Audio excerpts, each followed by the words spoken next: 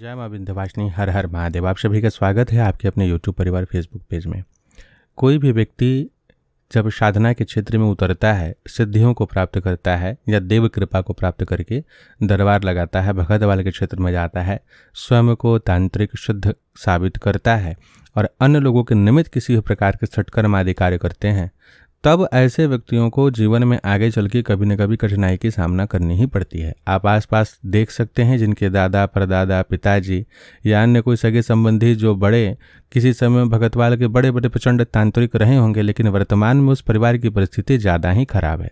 तो इसके पीछे का कारण यह होता है कि हम अपने सिद्धियों मंत्र के जागृति जिन सभी की रहते हैं या देव की कृपा जो प्राप्त हुई रहती है, उन सभी कृपा प्राप्त सामर्थ्य का हम हस्तक्षेप करते हैं ऐसे व्यक्तियों के जीवन में जिन्होंने अपने कर्म के कारण, गलत कर्म के कारण अपने प्रारब्ध को बिगाड़ा है। उनका जब सबसे टफ टाइम चल रहा होता है, खराब समय उस प्रारब्ध को भोगने का हो रहा होता है, उस समय वो शरणागति लेते हैं ज्योतिष, तांत्रिक, पंडित, ब्राह्मण या अन्य किसी भी वर्ण के साधकों के निमित्त, जो साधक किसी न किसी देव की विशिष्ट कृपा को प्राप्त किए हैं।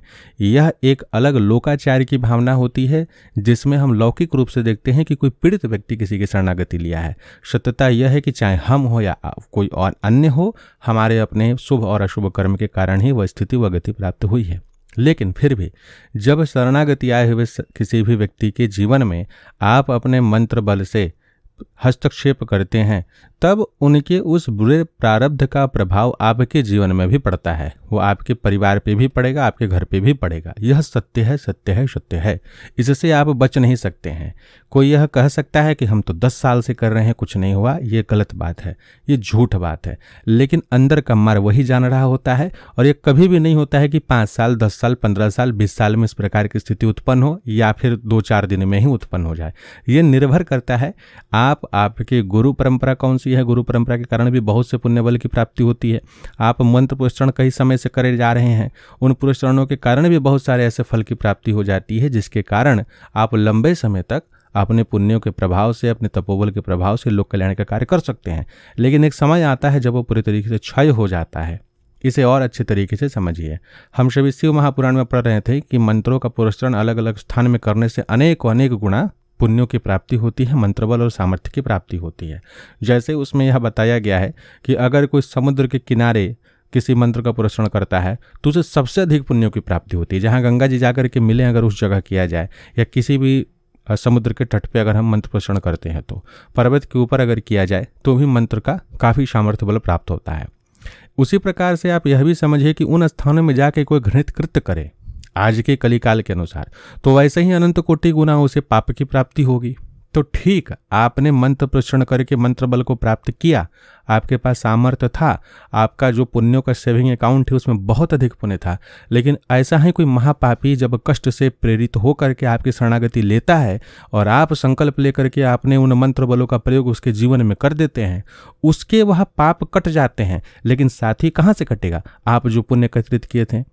और अगर कोई छोटा मोटा पाप कर्म वाले जीव हैं, जो वैसे व्यक्ति आ रहे हैं, उनके बड़ी अधिक पाप नहीं है लेकिन कष्ट है प्रारब्ध के कारण, तो आपके कम पुण्य कट रहे हैं। इस कारण से आपको लंबा समय तक आप जा सकते हैं। इस कारण से आप लंबे समय तक सुखी रहते हुए भी कार्य कर सकते हैं। लेकिन एक समय आता है कि जब आपके पुण्यों का क्षय हो जाता है और आपको कष्ट उत्पन्न होने लगता है। इसके साथ ही हमारे पूर्व के जन्म के कर्मों के कारण ही हमारा पूरा परिवार, हमारे इष्ट मित्र, परिजन, हरिजन आदि जो हैं, शत्रु मित्र आदि जो हैं, वो बने हैं। तो उनके जीवन पे भी ठीक उसी प्रकार से प्रभाव पड़ता है। आप भैरव जी के शताक्षरी मंत्र, भैरव जी के माला मंत्र या भगवती चंडिका का कवच आदि का पाठ करेंगे तो उसमें देखिएगा यह आता है कि पुत्र, कन्या, मित्र, हमारे परिजन, हमारे गोत्र आदि, इन सभी के रक्षा के लिए भी भगवती से अलग अलग रूपों से उनसे प्रार्थना की गई है कि भार्या की रक्षा तब भैरवी करें, पुत्र की रक्षा अन्य स्वरूप करें, कन्या की रक्षा अन्य स्वरूप करें, हमारे मित्र के रक्षा अन्य लोग करें, अन्य स्वरूप करें। तो ये क्यों बताया गया है? इससे साधक जो यह सत्कर्म आदि कर रहा है, कहीं ना कहीं से एक स्वरूप से यह भी देखना चाहिए, तो भी उसका दुष्प्रभाव जो है उन लोगों पर नहीं पड़ेगा। कहने का तात्पर्य यह है कि हमसे संबंधित प्रत्येक व्यक्ति को हमारे इन कृत्यों के कारण, शुभ या अशुभ कोई भी, वो तो हम नहीं जान रहे हैं कि कृत्य क्या जा रहा है। सामने वाला व्यक्ति किसी का मर्डर कर दिया हो, एक समय रहा हो अपने जवानी की अवस्था में, वो किसी का धन हड़पा हो, जिसका धन हड़पा गया वो बेचारा एड़ी रगड़ रगड़ के रो करके मरा है वो, उसका श्राप इसको पड़ गया। अब ये 10 साल 15 साल के बाद भोगना शुरू किया, इसके शरीर में कष्ट उत्पन्न होने शुरू हुए। ये आपके पास आया, आपने ग्रह शांति का जाप कर दिया, महामृत्युंजय का जाप कर दिया, तंत्र से संबंधित शक्तियों का दुरुपयोग सदुपयोग जो आप जानते हैं आपने वह करके उसको शांति पहुंचा दी, उसका रक्षण हो गया। लेकिन वो जो किसी की हत्या हुई है, अप्रत्यक्ष रूप से वो व्यक्ति जो मरा है इस तरीके से अवसाद में जा करके, उसका वो श्राप कोप कुछ अंश आपको अब मिलेगा। वो तो भोगेगा ही, कुछ समय के लिए वो टल गया है, लेकिन आपको भी भुगतना पड़ेगा क्योंकि आपने हस्तक्षेप किया। अब यह जरूरी नहीं है कि वो आपके ही शरीर पे प्रभाव देगा। आप जिससे अधिक प्रेम करते हो घर में, उनके ऊपर वो प्रभाव जा सकता है। आपकी धर्मपत्नी हो सकती हैं, आपके पति देव हो सकते हैं, अगर आप शादी का हैं तो आपके पुत्र पुत्री हो सकती हैं, आपके दामाद हो सकते हैं, आपके नाती हो सकते हैं, कोई भी हो सकता है। किसी को भी वो कष्ट, वो श्राप पीड़ित कर सकता है, जिससे आपका हृदय का तार जो है अधिक जुड़ा होगा, ज़्यादा स्पंदित हो रहा होगा, उन्हीं के ऊपर उसका दुष्प्रभाव पड़ना भी शुरू हो जाएगा। तो इसलिए ही कोई भी व्यक्ति अगर भगत वाल के क्षेत्र में जा रहा है, विशेष करके सभी साधक भाई बहनों से यह निवेदन है, यह वीडियो उन सभी के लिए विशेष करके है। और ऐसे भी सामान्य रूप से आजकल तो सभी तांत्रिक हैं, कोई इंजीनियर है तो भी तांत्रिक है, कोई डॉक्टर है तो भी, क्योंकि हम ज्योतिष सीख ही रहे हैं, हम रेकी हीलिंग सीख ही रहे हैं, हम जो है टैरोट कार्ड रीडिंग सीख ही ले रहे हैं, और वास्तुशास्त्र सीख ही ले रहे हैं, कोर्सेस अवेलेबल हैं, तंत्र से संबंधित भी अब कोर्सेस हो रहे हैं, एक से एक प्रचंड ऐसी शक्तियां जिनका पूरा विधिवत गुरु परंपरा से सिद्धियां प्राप्त होती है, वो लोग आप कोर्सेज के माध्यम से, तो सब कुछ आपको प्राप्त हो ही जा रही है। फिर भी लास्ट में पता चलता है कि हाँ, कहीं ना कहीं डब्बा तो खाली है, संतुष्टि मिल नहीं रही है। तब हम खोजना शुरू करते हैं कि वास्तविकता इसके पीछे क्या है, क्योंकि कोर्सेज तो होते नहीं हैं इन सभी चीज़ों के। ये सभी गुरु परंपरागत चीज़ें हैं जो कि एक सही विधि विधान माध्यम और रह करके प्राप्त किया जाता है। लेकिन जब आप उतने अंदर में उतरेंगे तब आपको आवश्यकता पड़ ही जाएगी ऐसे गुरु परंपरा की। नहीं तो फिर सामान्य आप अपनी जानकारी बढ़ाने के लिए बिल्कुल वृद्धि कीजिए, कोई उसमें दोष नहीं है। लेकिन प्रैक्टिकली आप जब करने जा रहे हैं तो वहाँ आपको यह जानकारी प्राप्त होनी चाहिए सही प्रकार से कि भाई कहाँ क्या कैसे कर रहे हैं।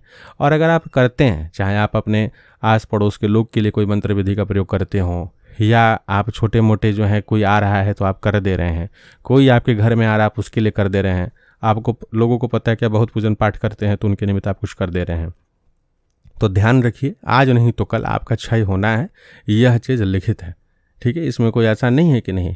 तंत्रकांड कर्मकांड में किसी भी प्रकार के प्रयोग करने से, किसी दूसरे व्यक्ति के निमित्त संकल्प आदि करने से स्वयं के पुण्य को क्षय होता है, इसमें कोई दो राय नहीं है। और ये क्षय जब पूरी तरीके से प्रभाव डालना आरंभ करेगा तब आपके कार्य बिगड़ने आरंभ हो गए, तब आप कितना भी अनुष्ठान करते रहिए उस समय वो चीज़ प्रभावी नहीं होगा, क्योंकि वो तो पहले का किया हुआ कर्म है जो अब आपके सामने आना शुरू हुआ है। जो पहले आप झाड़ फूँक किए हैं, घंटा तावीज कवच आदि दिए हैं, तो इन सभी चीज़ों का प्रभाव अगर नहीं पड़ रहा है और आगे भी ना पड़े, उसके लिए क्या करना चाहिए और किस प्रकार से एक साधक साधिका को सतर्क रहना चाहिए इन क्षेत्रों में, इसका आगे का वीडियो होगा, उसे सुनिएगा। 10 ऐसे प्रमुख विषय आप सभी के लिए रहेंगे, उनको अच्छे से चर्चा करके बता दिया जाएगा कि इन सभी चीज़ों को वो लोग जरूर करें जो दरबार लगाते हैं, जो लोग किसी भी प्रकार की सहायता करने के निमित्त किसी अन्य व्यक्तियों के लिए कवच आदि देते हैं, भभूत आदि देते हैं, या कोई भी अन्य से कार्य करते हैं जिससे कि उनके और उनके परिवार का रक्षण हो। आप बहुत अच्छा कार्य कर रहे हैं, आपके भीतर अगर सामर्थ्य है, आप सनातन की सेवा कर रहे हैं, पाखंड आदि से दूर। लेकिन अगर आप ये सत्य साधकों के लिए बोल रहे हैं, आप कहीं पर भी हम ऐसे लोगों के लिए प्रयोग नहीं कर रहे हैं, या ऐसे लोगों के निमित्त हमने कहा नहीं है जो लोग केवल झूठ मूठ का ऐसे ही करते हैं या जिनका उद्देश्य कुछ और हो। जो सत्य साधक हैं, जो साधनाएं कर रहे हैं, जिनका कुछ उद्देश्य सच में वास्तविकता में है, वैसे लोगों के लिए वीडियो है। बाकी नकारात्मक लोगों के लिए तो भैया आप साक्षात धनवंतरी जिसे अमृत कलश ला के रख दो तो भी उनको उसमें जहर ही दिखाई देगा। वैसे लोगों के लिए कोई बात ही नहीं है, वो एक प्रोवोक करने वाले लोग हैं जिनका कोई और कार्य नहीं होता है। तो जो ऐसे शुद्ध सात्विक लोग हैं जो सच में अच्छे कार्य कर रहे हैं, उनके निमित्त ऐसे अन्य विषय भी रहेंगे। आप उन सभी विषयों को जान के, सुन के, समझ के रक्षात्मक तरीके से फिर इस मार्ग पे आगे बढ़िए, ताकि आपके और आपके परिवार को भविष्य में भी कभी किसी प्रकार की इस विषय से संबंधित हानि ही ना हो। आशा करते हैं कि इस विषय से आप सभी लाभ लेंगे। जय मां विंध्यवासिनी। हर हर महादेव।